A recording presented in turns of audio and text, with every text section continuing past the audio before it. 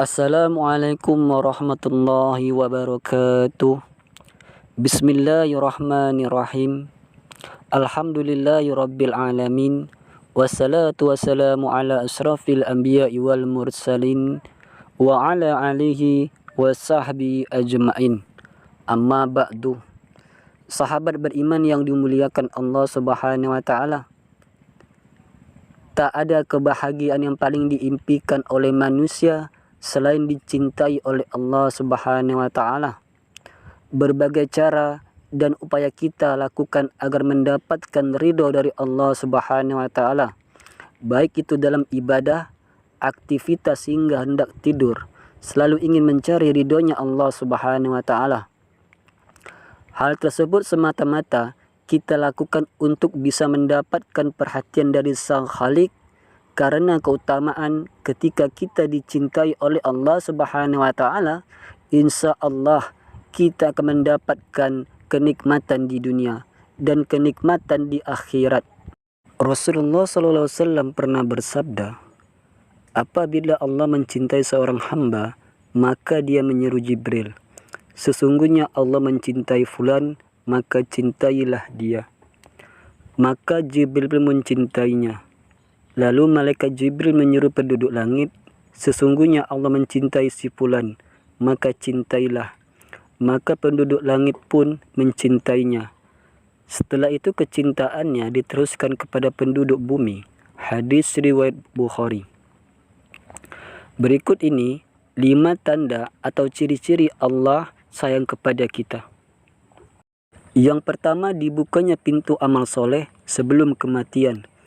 Rasulullah SAW bersabda, apabila Allah menginginkan kebaikan kepada seorang hamba, Allah akan jadikan ia beramal.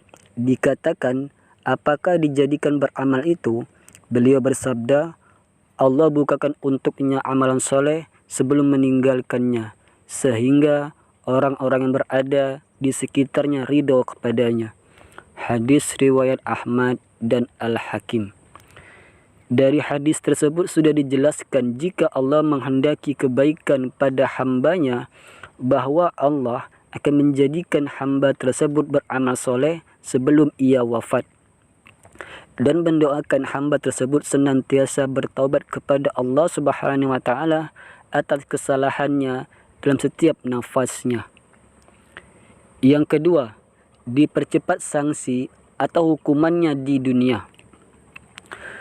Rasulullah SAW pernah bersabda, apabila Allah menginginkan kebaikan kepada hambanya, Allah segerakan sanksi untuknya di dunia.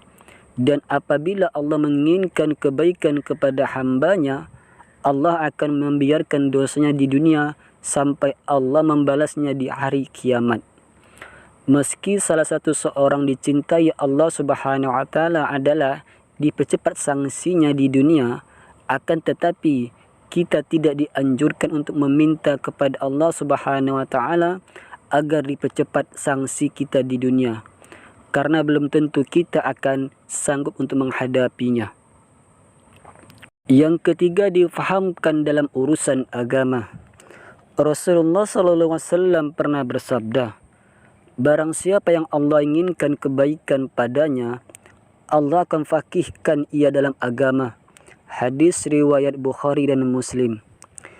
Yang dimaksud faqihkan adalah pemahaman yang Allah Subhanahu wa taala berikan kepada seorang hamba sehingga ia mendapatkan pemahaman yang lurus terhadap Al-Quran dan hadis, di mana kefaqihan ini bersumber dari kebeningan hati, dari akidah yang sahih.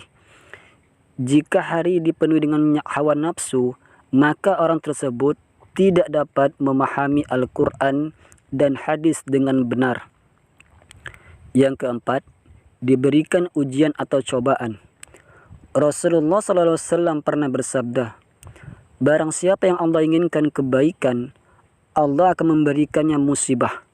Hadis riwayat Bukhari dan Ahmad. Musibah tidak selalu berkaitan dengan azab Allah yang disampaikan kepada kita. Akan tetapi musibah sebenarnya adalah ujian bagi seorang hamba untuk menguji tingkat ketakwaan kita kepada Allah Subhanahu wa taala. Rasulullah SAW pernah bersabda, setiap cobaan yang dihadapi umatnya itu untuk menggugurkan dosa dan mengangkat derajatnya. Lalu yang kelima, diberikan kesabaran. Rasulullah SAW pernah bersabda, tidaklah seorang diberikan dengan sesuatu yang lebih baik dan lebih luas dari kesabarannya. Hadis riwayat Bukhari dan Muslim. Seperti yang kita tahu, kesabaran dalam keimanan bagaikan kepala dengan badan, yang artinya keduanya saling melengkapi. Begitu juga dengan iman seseorang. Iman tidak akan hidup dalam diri kita jika tanpa diimbangi dengan kesabaran. Sahabat beriman yang dimuliakan Allah Subhanahu wa taala, dan untuk bisa menjalankan perintah Allah dan menjauhi setiap larangannya, iman dan kesabaran sangatlah diperlukan. Karena iblis dan bala tentaranya tidak akan pernah diam. Dan untuk bisa menjalankan perintah Allah Subhanahu wa taala dan menjauhi setiap larangannya, iman dan kesabaran sangatlah diperlukan. Karena iblis dan bala tentaranya tidak akan pernah diam untuk menyesatkan manusia dari jalan Allah Subhanahu wa taala. Sahabat beriman yang dimuliakan Allah Subhanahu wa taala, semoga apa yang saya sampaikan bermanfaat.